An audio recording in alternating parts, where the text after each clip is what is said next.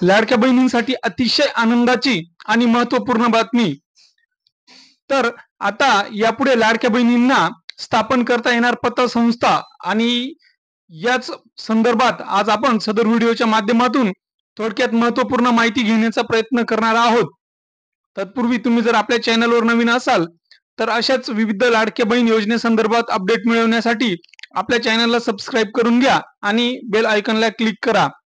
तर आपल्या महाराष्ट्र राज्याच्या ज्या महिला व बालविकास मंत्री अदिती तटकरे मॅडम आहेत, त्यांनी नुकतेच एक ट्विट केले आहे आणि या संदर्भात महाराष्ट्रातील लाडक्या बहिणींना सक्षमीकरणाच्या प्रयत्नात आता सरकारचे बळ मिळणार असून मुख्यमंत्री माझी लाडकी बहीण योजनेच्या लाभार्थ्यांना महिला नागरी पतसंस्था स्थापन करता येणार आहेत असं ट्विट करण्यात आलेलं आहे।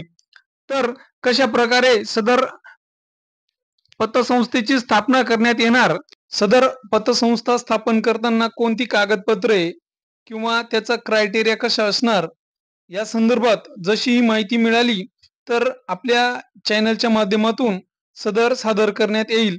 तर हेच होतं थोडक्यात महत्त्वपूर्ण अपडेट। धन्यवाद।